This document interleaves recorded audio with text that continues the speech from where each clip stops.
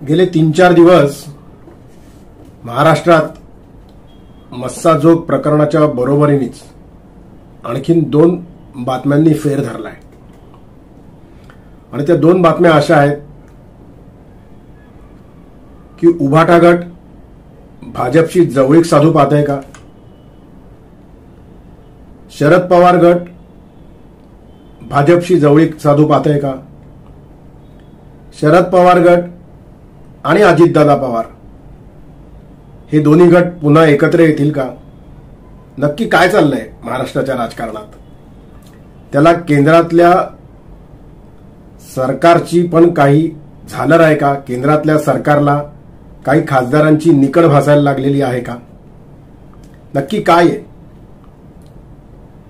लोक असं म्हणतायत की तुतारी आणि मशाल यांच्यामध्ये कमळापुढे सरपटण्याची, कमळापुढे गुडघे टेकण्याची स्पर्धा सुरू झाली आहे का?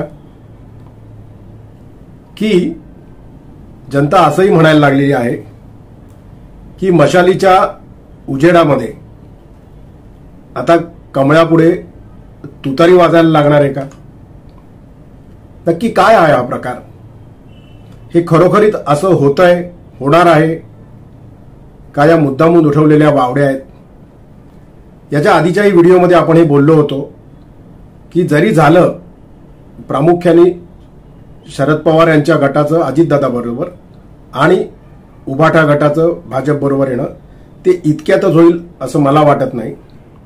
तर ते नक्की काय आहे हे समजून घेण्यासाठी हा व्हिडिओ शेवटपर्यंत बघा.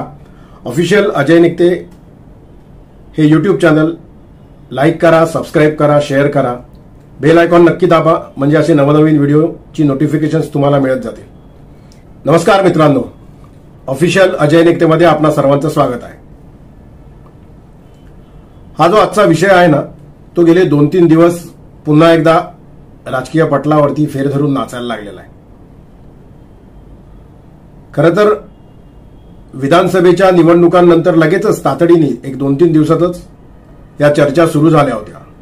कारण लोकसभेच्या निवडणुकांच्या निकालानंतर जी उभाटा किंवा जो उभाटा पक्ष आणि जो शरद पवार यांचा राष्ट्रवादी पक्ष हवेत चालत होते ते विधानसभेच्या निवडणुकांच्या निकालानंतर इतक्या जोरात दाणकन जमिनीवर आपटले आहेत की असं म्हणतात की शरद पवारांना त्यांच्या कन्येची सुप्रिया सुळे यांची आणि उद्धव ठाकरे यांना त्यांच्या सुपुत्राची आदित्य ठाकरे यांची राजकीय भविष्याची चिंता सतावू लागलेली आहे. या संदर्भात आपण मागे देखील एकदा एका व्हिडिओमध्ये बोललो होतो आणि तेव्हा पण मी बोललो होतो की हे इतक्यातच होईल असं मला स्वतःला वाटत नाही. पण अर्थात हे राजकारण आहे, इथे कधीही काही होऊ शकतं. एकतर तू तरी राहशील किंवा मी तरी राहील असं म्हणणारे उद्धव ठाकरे देवेंद्र फडणवीस यांनी स्वतः दूरध्वनी करून शपथविधी सोहळ्याला या असं सांगितल्यानंतरही गेले नाहीत. कदाचित त्यांना ते सोयीस्कर वाटलं असेल की किमान आतापर्यंत तरी आपण महाविकास आघाडी होत तर निदान महाविकास आघाडीच्या नेत्यांना, उर्वरित पक्षाच्या नेत्यांना असं वाटावं की मी काय इतक्यातच कुठे जात नाहीये, म्हणून ते शपथविधीला गेले नाहीत. पण नंतर लगेचच त्यांनी नागपूरच्या अधिवेशनात जाऊन एक कर्टसी व्हिजिट, एक तर तू राहिलायस का मी तुला भेटायला आलोय म्हणून तू माझी वाट बघतोयस हे बघण्यासाठी म्हणून उद्धव ठाकरे देवेंद्र फडणवीसांना जाऊन भेटले, सुपुत्रांना बरोबर घेऊन भेटले. अर्थात आपली राजकीय संस्कृती अतिशय चांगली आहे असं आपण नेहमी म्हणत असतो. एकमेकांना शिवीगाळी करणारे नेते देखील हे व्यासपीठावरती बोलत असतात की आमची राजकीय संस्कृती चांगली आहे, त्यामुळे ते भेटले असतील असं आपण समजायला हरकत नाही. त्याच जोडीला शरद पवार देखील भाजपच्या सर्व नेत्यांना विधानसभेच्या निवडणुका झाल्यानंतर, निकाल लागल्यानंतर आणि त्यांच्या पक्षाचा निकाल लागल्यानंतर भेटायला लागलेले.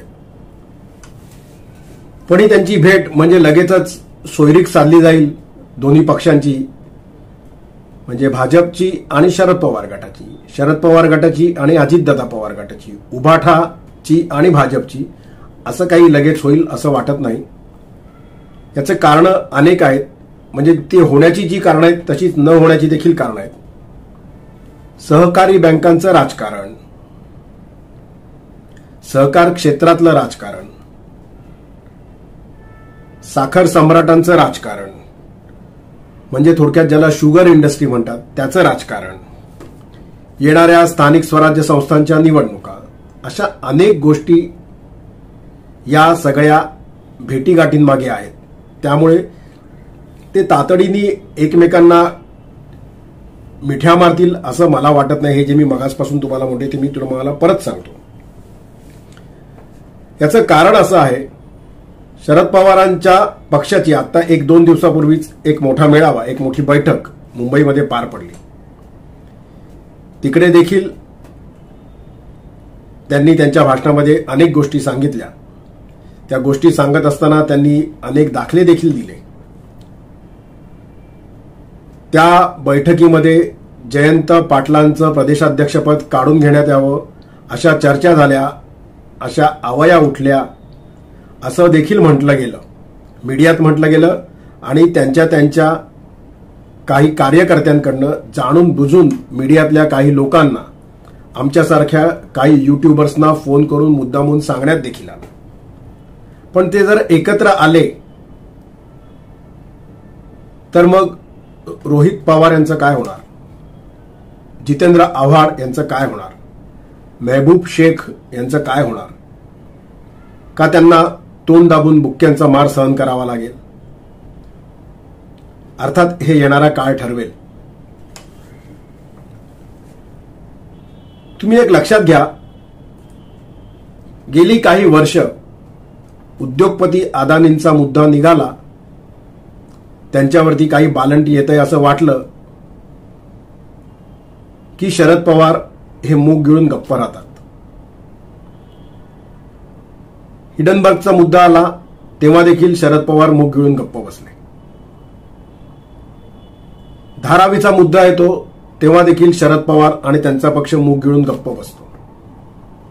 ही फिलर्स आहेत, येणाऱ्या राजकारणाची ही चाहूल आहे. अर्थात अदानींबद्दल पवार बोलत नाहीत याचा अर्थ ते लगेच जाऊन भाजपला मिळतील असं समजायचं काही कारण नाहीये.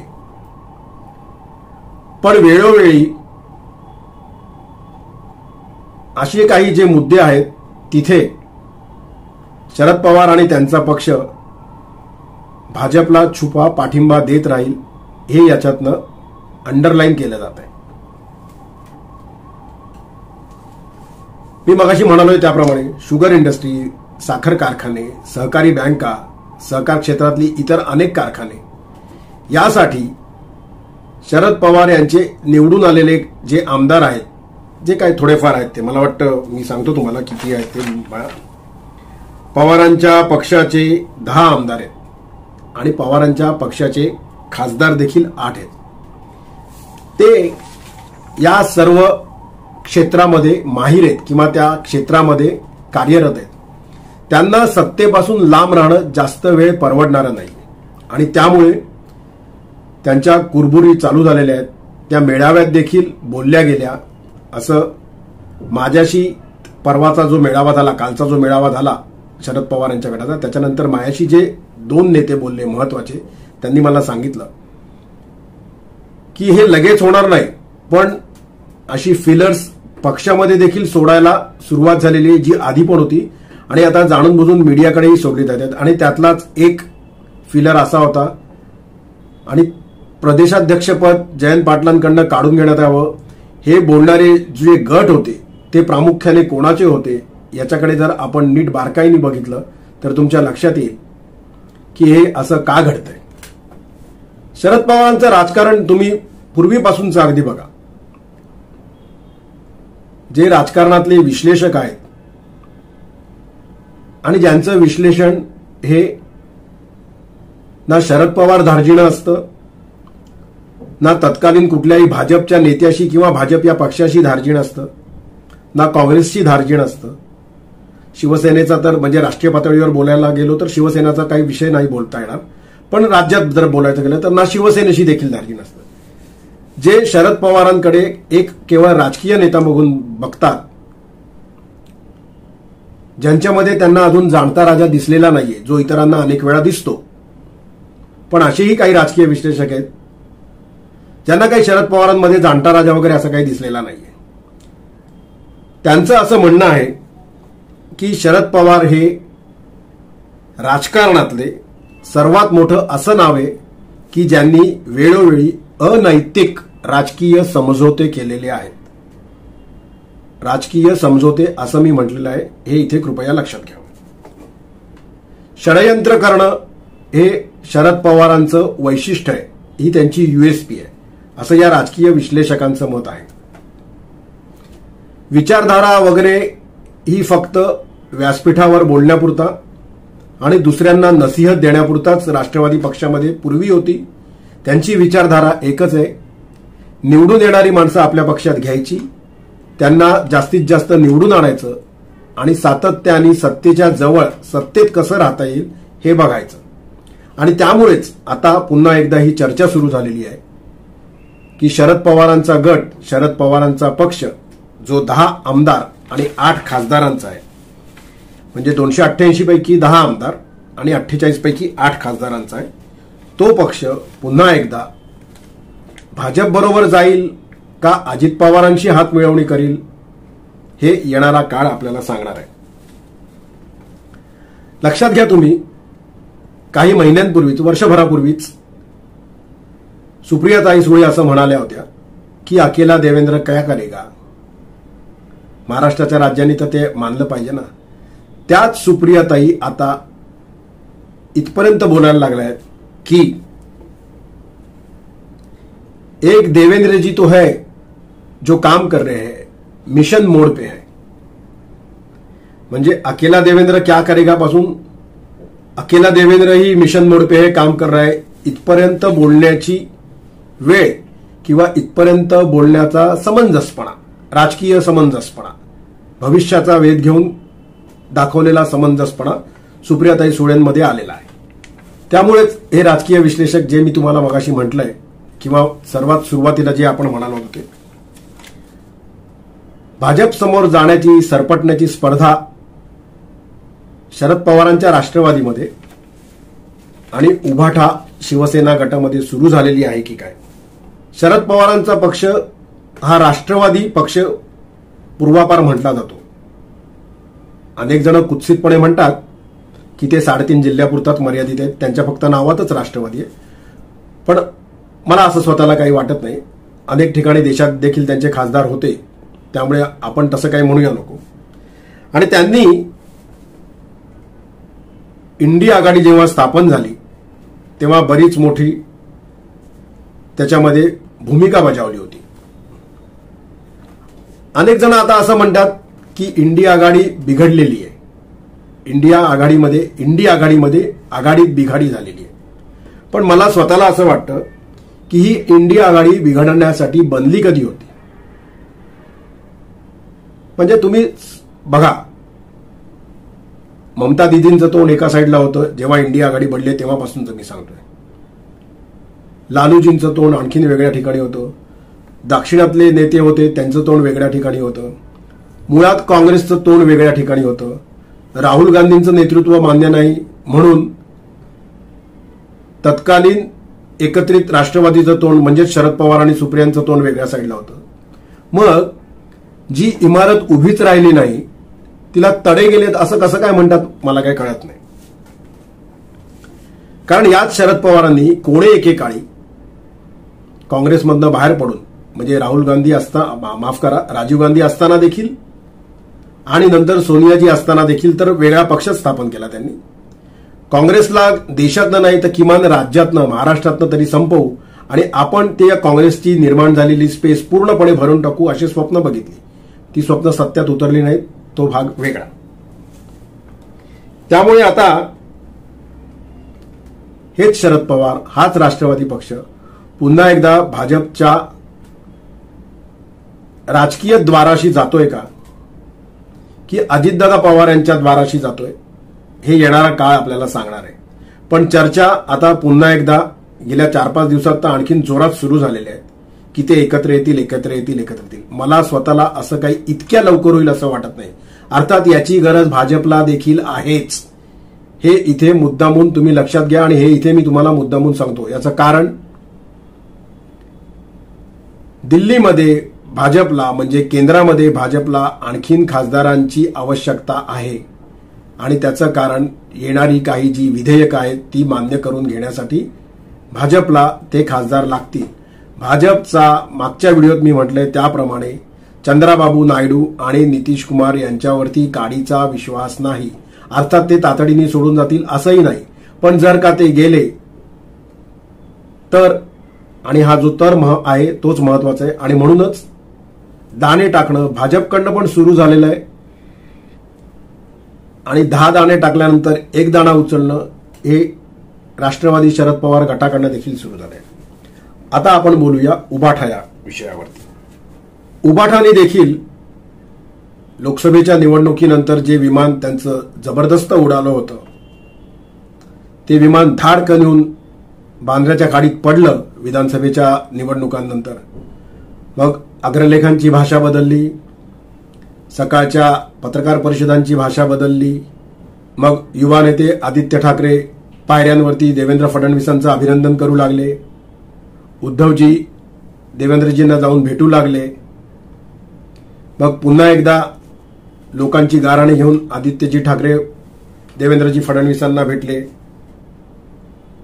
मग पुन्हा एकदा फिलर सोडणं सुरू झालं. याचं कारण जे मगाशी मी बोललोय शरद पवारांच्या बाबतीत तेच शिवसेना उभाठाच्या बाबतीत पण आहे. बंद मुठ्ठी होती, बंद मुठ्ठी लाग की खुल गई तो खाक की. लोकसभा निवडणुका त्याच्या आधी आणि लोकसभा निवडणुकीच्या नंतर बंद मुठ्ठी होती, ती खुलली, ती एकदम लाखाची दिसायला लागली. पण विधानसभेच्या निवडणुकीनंतर हीच बंद मुठ्ठी जी लाखी होती ती पुन्हा एकदा खुलली आणि ती पूर्णपणे खाकची होती हे सिद्ध झालं. आणि म्हणून हे ज्या गेल्या काही दिवसातल्या बातम्या आहेत त्या पेरणं, त्या येणं, त्या राजकीय पटलांवरती त्या बातम्यांचा उगवणं हे सुरू झालं. आमच्यासारख्या युट्यूबर्सना, महत्वाच्या पत्रकारांना, संपादकांना, वृत्तसंपादकांना फोन करणं सुरू झालं. अशा काही बातम्या आहेत, अशी काही चर्चा आहे असं सांगणं सुरू झालं. दिल्लीतल्या भाजपच्या नेत्यांचं तर तुम्ही सोडाच, पण इथलं देवेंद्र फडणवीसांच्या बाबतीत शरद पवार, सुप्रियाताई सुळे, उद्धव ठाकरे, आदित्य ठाकरे, संजयजी राऊत यांचं काय झालंय माहितीये का? देवेंद्र फडणवीसांच्या बाबतीत मी प्रामुख्याने म्हणतोय की you can hate him, you can maybe love him, but you cannot ignore him. Him म्हणजे देवेंद्र फडणवीस. आणि हे उबाठा गट आणि शरद पवार गट या दोघांच्या बाबतीत झालेलं आहे. आणि त्यामुळे काय करावं, काय करू नये असे प्रश्न या दोन्ही पक्षातल्या काही नेत्यांना पडलेले, ज्यांना स्वतःचं राजकीय भविष्य दिसतंय, ज्यांना वैयक्तिक भविष्य आहे ते दिसतंय, ज्यांना आपल्या पक्षाचं पुढे काय होईल त्याची चिंता पडलेली आहे. जी तरुण मंडळी या दोन्ही पक्षांमध्ये आहेत ते हा विचार करायला लागलेले आहेत की सत्तेपासून किती वेळ लांब राहायचं, सत्तेपासून लांब राहून आपली जी इतर राजकीय आणि आर्थिक समीकरणं आहेत ती पूर्ण होणार आहेत का, तर ती होणार नाहीत हे त्यांना मान्य झालेलं आहे, हे त्यांना पटलेलं आहे. आणि प्रामुख्याने उबाठाच्या बाबतीत तर 56,000 कोटीचं बजेट असणारी मुंबई महानगरपालिका ही रात्रंदिवस डोळ्यासमोर येत असणार, त्यात काही गैरही नाहीये. कारण जवळपास गेली 3-3.5 दशकं या महापालिकेवरती शिवसेनेचा एकछत्री अंमल होता. एकछत्रीच मी बोलतोय, भाजप त्यांच्याबरोबर होती, पण अंमल शिवसेनेचाच होता, याबद्दल वादच नाही. अर्थात तेव्हा मोठे साहेब होते आणि तो काळच वेगळा होता, त्याच्यावरती आपण वेगळा व्हिडिओ देखील बनवू. माफ करा. पण मग उबाठाला जर पुन्हा एकदा भाजप बरोबर जायचं असेल तर मग त्या अहमद शाह अब्दालीचं काय करायचं? अफजल खानांच्या फौजा ज्या दिल्लीवरनं चालून येत होत्या त्यांचं काय करायचं? औरंगजेब फॅन क्लबचे हे जे मेंबर आहेत किंवा अध्यक्ष आहेत, अशा या औरंगजेबच्या फॅन क्लबच्या अध्यक्षांचं काय होणार, असे अनेक प्रश्न ज्या शिवसैनिकांनी म्हणजे उबाठा सैनिकांनी आणि ज्या भाजपच्या कार्यकर्त्यांनी एकमेकांवरती टीका करण्यामध्ये गेली जी काही 5 वर्ष घालवली, त्यांना उत्तर भाजपचे नेते आणि उबाठाचे नेते काय देणार आहेत? मग अफजल खानच्या फौजा, अब्दालीच्या फौजा यांना पालख्या घेऊन बांद्र्यावरनं काही लोक जाणार आहेत का? त्या पालखीत बसवून अहमद शाह अब्दालीला आणि अफजल खानाला घेऊन येणार आहेत का? की औरंगजेब फॅन क्लबचे जे अध्यक्ष आहेत त्यांना कमळाचं फूल देऊन त्यांचं स्वागत भाजपचे नेते करणार आहेत? हे येणारा काळ लवकरच आपल्याला सांगणार आहे. मला स्वतःला असं वाटतं की मुंबई महापालिकेच्या निवडणुकांची गणितं या सर्व बातम्यांमध्ये पेरलेली आहेत. कारण देवेंद्र फडणवीस मजबूत झालेले महायुतीमध्ये किंवा पक्षामध्ये हे उबाठा पक्षाला प्रामुख्याने उद्धवजींना चालू शकेल. पण त्याच महायुतीमध्ये एकनाथ शिंदे मजबूत झाले तर ते मात्र उबाठा या पक्षाला राजकीयदृष्ट्या देखील परवडणारं नाहीये. आणि कितीही नाकारलं तरी, कितीही मान्य केलं नाही तरी भारतीय जनता पक्षामध्ये अशी काही नेते मंडळी आहेत की त्यांना देखील एकनाथ शिंदे हे जास्तीत जास्त महायुतीमध्ये घट्ट होणे, मजबूत होणे हे परवडणारं नाहीये, चालणारं नाहीये. आणि म्हणूनच हे जे खेळ सुरू झालेले आहेत ते परस्परांच्या संमतीने फिलर्स सोडणं आहे. याचं कारण तुम्ही बघा, अग्रलेखातनं गडचिरोलीच्या संदर्भामध्ये देवेंद्र फडणवीसांचं कौतुक केलं जातं सामनाच्या अग्रलेखात, आणि तिथेच शिंदे मात्र हे करू शकले नाहीत जेव्हा त्यांच्याकडे गडचिरोलीचं पालकमंत्रीपद होतं, अशी एक ओळ देखील म्हटली जाते. हे लक्षात घ्या तुम्ही.